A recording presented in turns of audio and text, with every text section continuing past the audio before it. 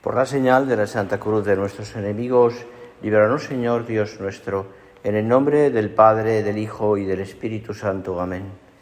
Señor mío y Dios mío, creo firmemente que estás aquí, que me ves, que me oyes. Te adoro con profunda reverencia. Te pido perdón de mis pecados y gracia para hacer con fruto este rato de oración. Madre mía Inmaculada, San José, mi Padre y Señor, Ángel de mi guarda, interceded por mí. Hacemos nuestra oración esta mañana y la hacemos en la presencia de Dios en este segundo día de nuestro descanso, de nuestras vacaciones. Y lo hacemos además teniendo de fondo la memoria que hoy, creo que memoria, incluso que es fiesta, que hoy la Iglesia celebra, sí, fiesta. Santa Teresa Benedicta de la Cruz, patrona de Europa. Recordarás, es la vida de Edith Stein, que tiene una gran profundidad y que la beatificó y la canonizó, al menos la canonizó Juan Pablo II. Cuentan de ella, sabéis, que era judía, de familia judía, huérfana de padre, y acudía con frecuencia a la sinagoga con su madre. Pero a los 21 años, Edith se confiesa atea. Hay una película, que la vi el año pasado, un poco antigua, pero que cuenta bien también, muy profunda, pero demasiado a veces, parece que poco animante me pareció, pero bueno. Y ella estudia filosofía. Es así que es discípula de Husserl, pero en el año 1914 pues hace su tesis doctoral y se hace enfermera de la Cruz Roja. Y asiste como enfermera, o participa como enfermera, en la Primera Guerra Mundial. Cuando muere su gran amigo, Adolfo Reinach, cambia su vida. Porque en la mujer de su amigo encuentra ella una profunda paz y esperanza.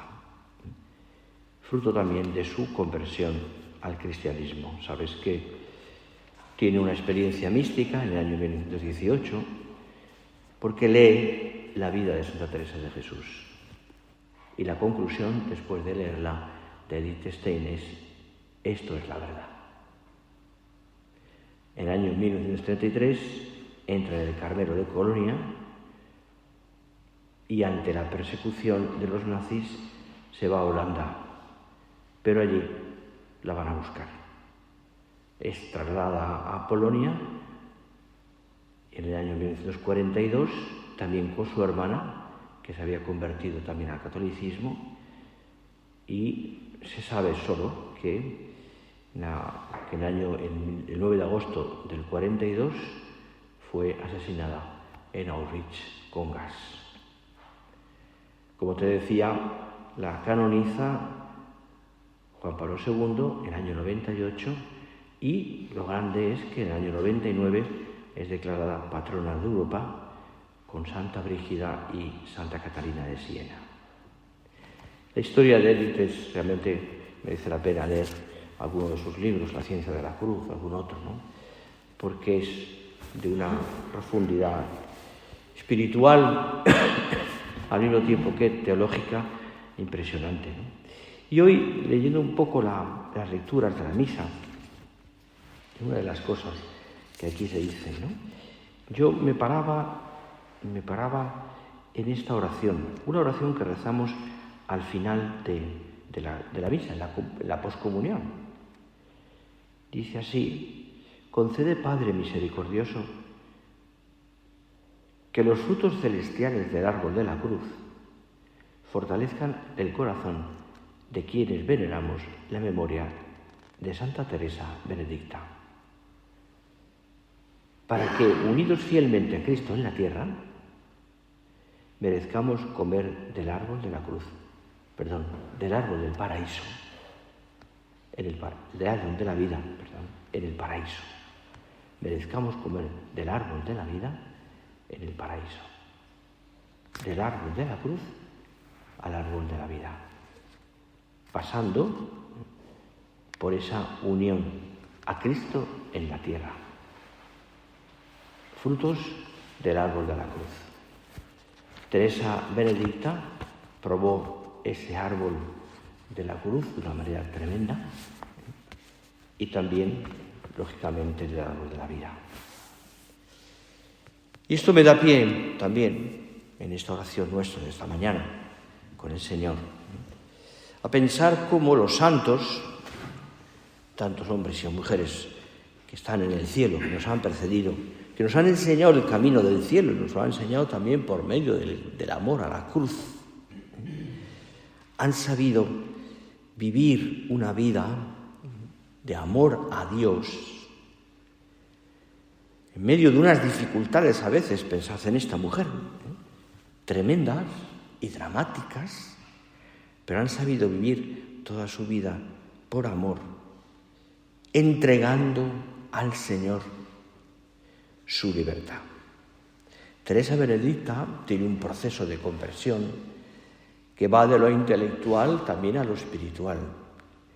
Esa mujer filósofa con un gran conocimiento del hombre, ¿no? Y conocimiento también del intelecto, y esta mujer va poco a poco dándose cuenta, fijaros, porque, como decía ahí, está siempre en la búsqueda de la verdad, hasta que la encuentra en Santa Teresa de Jesús, la búsqueda de la verdad, porque le mueve el corazón, es decir, ella no puede vivir sin ese encuentro con la verdad. Tampoco sabe ella, judía, pero llega un momento que se declara atea, dónde está la verdad, ni que la verdad es Dios, ni que la verdad es Cristo. Seguramente lo habría oído, pero tenía que descubrirlo ella. Hay, evidentemente, en ese proceso, el toque de Dios, la acción de Dios en el alma, que le lleva por medio de Teresa de Jesús. Seguramente por eso ella también se hace carmelita después, pero ese camino le lleva a encontrarse con el Señor. Pero hay un proceso en el que se manifiesta verdaderamente en Teresa Benedicta, hay un proceso en que se manifiesta la búsqueda personal de Dios, la libertad, el darse cuenta de que la verdad, efectivamente, la verdad es la que me hace libre. Y el encuentro con Dios es un encuentro en el que ella descubre al Dios que le ha hecho libre. En un monasterio después, encerrada libremente, por amor, vive su vida, el poquito tiempo que estuvo allí. En una prisión tremenda, vive prisionera, pero con un corazón libre. Con un corazón libre. Y libremente, y también ese corazón le lleva a amar al Señor. Nada hay mejor que saberse por amor esclavos de Dios. Porque en ese momento perdemos la situación de esclavos para convertirnos en amigos de Dios, en hijos suyos. Y aquí se manifiesta realmente la diferencia. Afrontamos las ocupaciones del mundo con la misma pasión que los demás, pero con la paz en el fondo del alma, con alegría, con generosidad, con serenidad. También en las contradicciones, también en la cruz, porque no depositamos nuestra confianza en lo que pasa, como aprendió esta mujer, la ciencia de la cruz, sino en lo que permanece siempre. Tú y yo hemos puesto nuestra confianza en el Dios, que es eterno, en el Dios que nos ha hecho libres. Y podríamos decir, y todos tenemos esa experiencia que pienso que cuando hemos elegido a Dios, si queréis, lo digo de otra manera, cuando hemos elegido servir a Dios y a los demás por Dios, y hemos entregado al Señor nuestro corazón, nuestra libertad, nuestro tiempo, nuestra vida, nuestro dinero, nuestras posesiones, entre comillas, podría decirlo, ¿no? Cuando hemos entregado al Señor, hemos elegido servir al Señor, es cuando, paradójicamente, la libertad alcanza su plenitud. La vida de este es un camino de esa búsqueda de la verdad, siempre respetando la libertad, porque van unidas.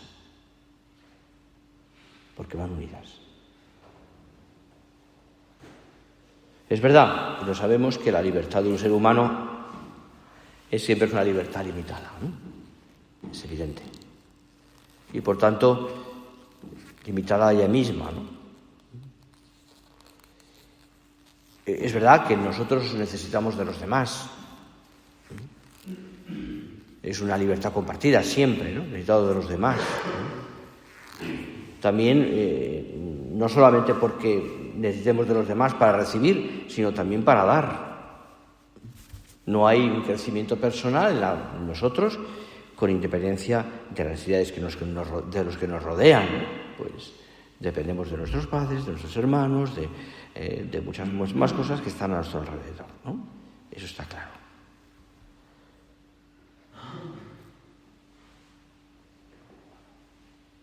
Pero fijaros que darnos a nosotros mismos por completo, entregarnos del todo, es entregar mi libertad. No es que la limite en el sentido de que la pierda porque lo estoy haciendo libremente, sino que yo libremente he entregado mi libertad. Mi entrega es una entrega en ese sentido. Y la he entregado, porque esto es clave, por amor. Porque por amor vale la pena hacerlo. Esta mujer amó profundamente a Dios y se da cuenta que en el camino del amor, para ella, la entrega era dejar todas las cosas e irse a servir a Dios en un monasterio. Era su vocación. Porque entregando la libertad por amor, se hacía más capaz de amar y de entregarse. Eso nos pasa también a nosotros. Entregando mi libertad por amor, nos hacemos más capaces de amar. En el momento en el que uno es capaz de darlo todo, de entendedme en ese sentido, ¿no? De la capacidad de amar, de entrega, de servir a los demás, de estar pendiente de los demás. Todos lo hemos experimentado cuando lo hacemos, cuando vivimos en ese sentido, evidentemente con nuestros errores, pero somos felices. Somos felices. ¿Por qué? Porque somos más libres. Siempre he escuchado que los seres más libres son los santos que están en el cielo. Porque libremente han llegado al final de su vida y lo único que ya hacen es dar gloria a Dios. Por tanto, nuestra vida es dar sin perder. Todavía es ganar dando. Tu vida y la mía es ganar dando. Cuando la libertad se deposita enteramente en Dios, sin más garantías que buscarle, llamarle.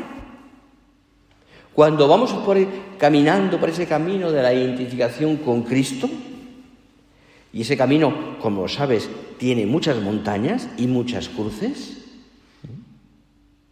y muchos momentos de decepción, y muchos momentos de alegría, y muchos momentos en los que hay que subir y coger la mochila y subir a aquella cuesta y volver y empezar otra vez.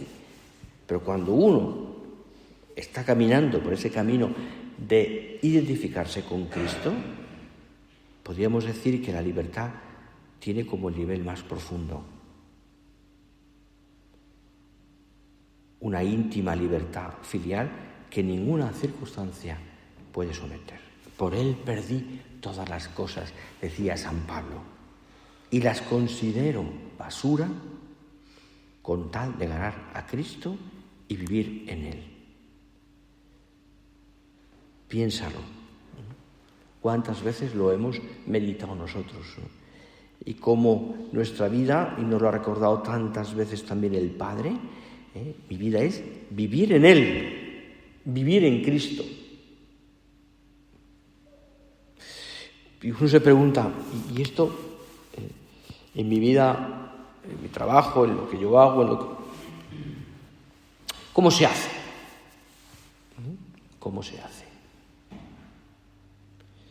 Pues mira, seguramente tendremos que seguir en ese camino que hemos iniciado ya hace años, pero que cada uno de nosotros también pues lo va desarrollando, en ese camino de buscar a Cristo. Estamos siempre buscando a Cristo.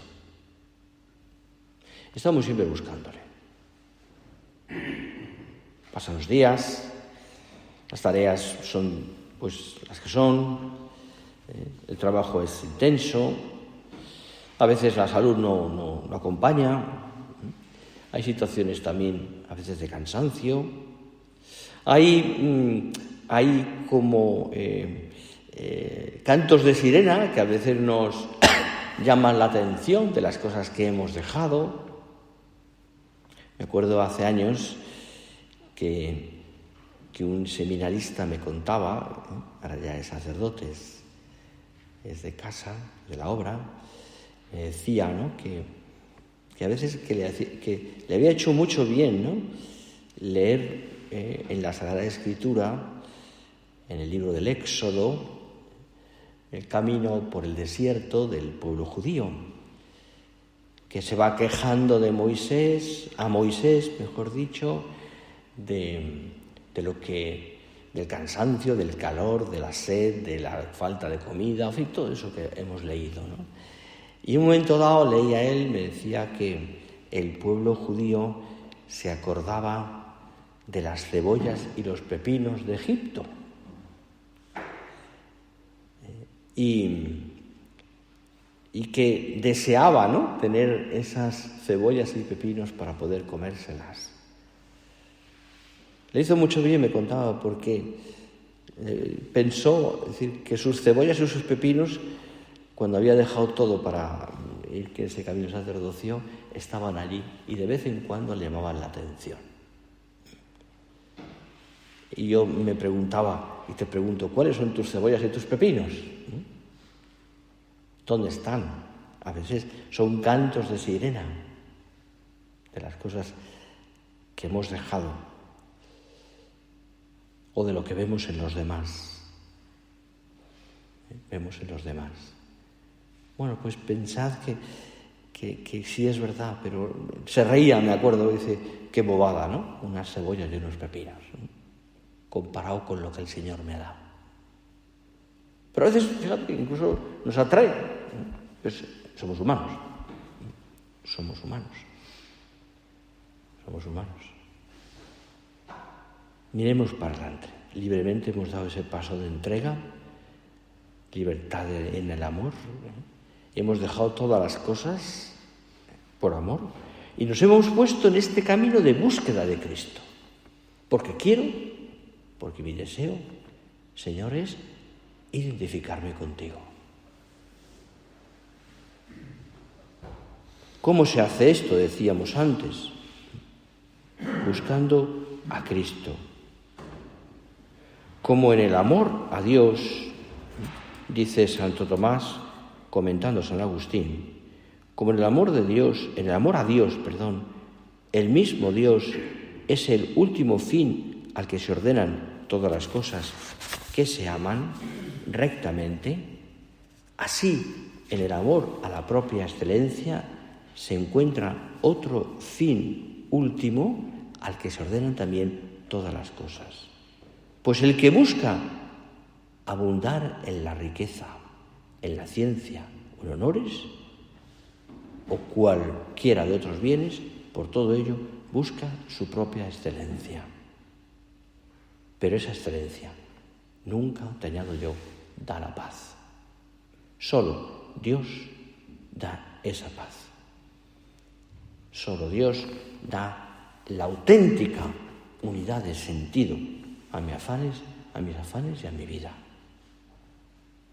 Así es.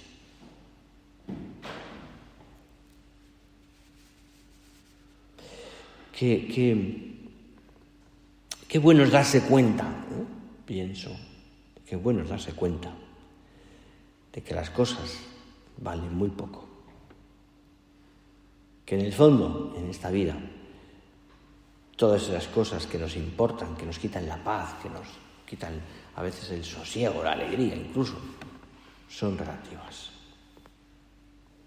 Recuerdo que me produjo una impresión profundísima una conversación con un sacerdote que ya falleció, que había pasado un año entero con un proceso cancerígeno tremendo, donde había sufrido mucho, un hombre muy activo, mucho trabajo, Y en octubre de aquel año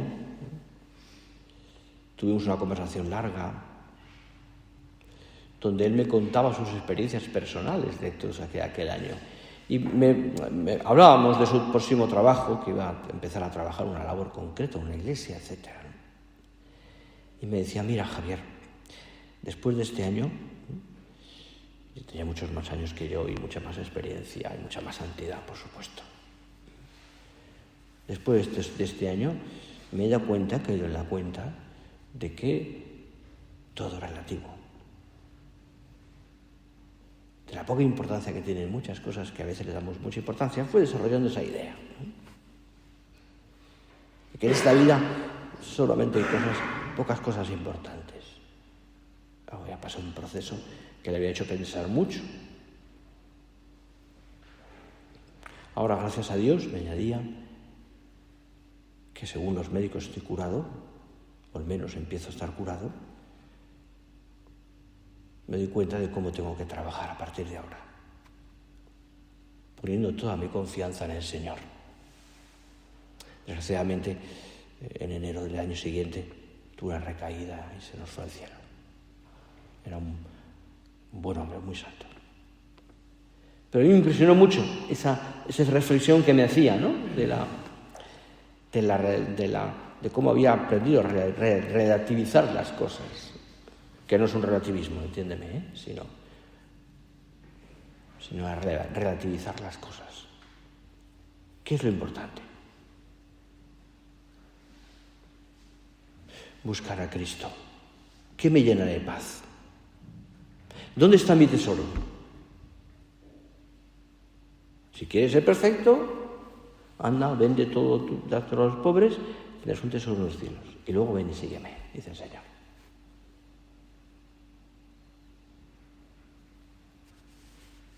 Le pasa a aquel chico joven, ¿te acuerdas? No es suficientemente libre para ponerse al servicio del Señor. Y eso que tenía el corazón grande, y eso que cumplía, por lo menos cumplía los mandamientos, y por lo menos se había comportado como verdaderamente un hombre, ¿no? Pero cuando se le abre el camino de dejar todo para seguir a Cristo, es decir, entregar lo que él tenía, no es capaz, porque no es suficientemente libre. Porque no se fía de Dios, porque es demasiado prudente, porque es un egoísta, porque piensa que deja algo valioso, porque piensa en los pepinos y las cebollas que hablábamos antes. No sé.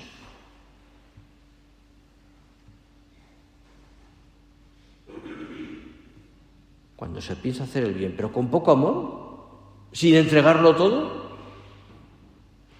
uno acaba de estar contento.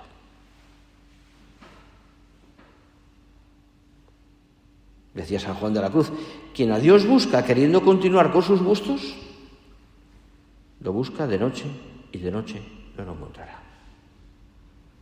Qué gran verdad.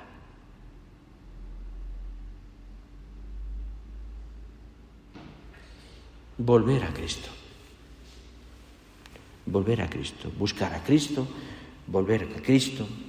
Fijaros que evidentemente este perseverar en el amor, en la entrega de nuestra libertad, no consiste, evidentemente, en una lucha tensa y tenaz, que sería tremendo, por no fallar nunca.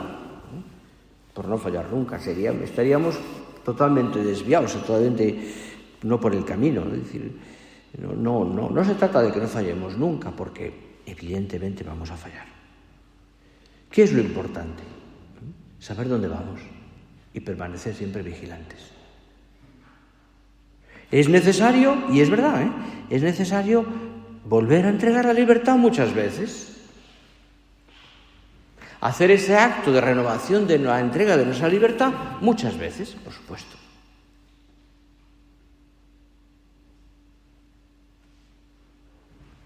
¿Qué es lo que me está pasando cuando pierdo la alegría? O cuando he perdido la paz en el corazón. Piensa, a la luz del Espíritu Santo, ¿dónde estamos poniendo el corazón? ¿Dónde he puesto el corazón? Sí, le he dicho al Señor que sí, pero en lo ordinario, en lo de cada día, ¿dónde estoy poniendo el corazón? Aquí vendría bien, pero ya no me da tiempo, pues el comentario de la parábola del hijo pródigo, porque evidentemente ahí vemos todo esto que estamos hablando, todo esto que estamos hablando. A aquel chico la percepción de su penuria le hace reaccionar y darse cuenta de que había valorado excesivamente, totalmente, las cosas que le parecían que le iban a hacer feliz. Y se da cuenta de que aquello no valía nada. Había equivocado su elección. Había usado mal de su libertad. Sin embargo, cuando reflexiona y vuelve a su padre, ya empieza a estar incoada la alegría de la conversión. El sí me levantaré es un canto a la conversión de alegría. Mirad, la libertad madura en el amor a Dios. La libertad filial no se contabiliza por un balance entre aciertos y errores. ¿Por qué? Porque los errores se convierten también en aciertos, en ocasión de amar a más, cuando sabemos rectificar y pedir perdón, cuando tenemos una plena confianza en la misericordia del Señor. Edith Stein nos enseña un camino de amor a Dios maravilloso, a través, en su caso, de la cruz. Una cruz que ella acepta libremente, porque ha pasado su vida buscando la verdad, como le pasó a Agustín también, San Agustín. Han buscado la verdad. Y en la verdad se han encontrado con Cristo, y en Cristo con la cruz. Y ese encuentro con Cristo en la cruz le ha hecho feliz a Edith Stein. De ahí su santidad. Que nuestro camino, también distinto del de ella, por supuesto, pero un camino de fe, sea un camino que hemos aceptado, que hemos amado, que amamos, porque hemos sabido entregar nuestra libertad. La libertad del amor, la libertad para amar. Vamos a pedirle al Señor y a esta gran santa patrona de Europa, por supuesto, pediremos por Europa. Esto hoy día, ¿no? Pero vamos a pedirle al Señor y a nuestra Madre Santa María y esta gran patrona de Europa que nos ayuden, a ti y a mí también, en este camino de amor, de un amor que nos hace cada día más libres, para seguir amando al Señor.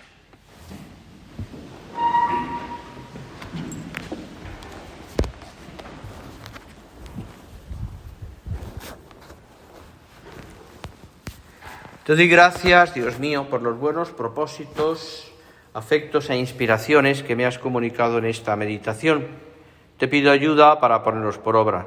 Madre mía Inmaculada, San José, mi Padre y Señor, Ángel de mi guarda, interceded por mí.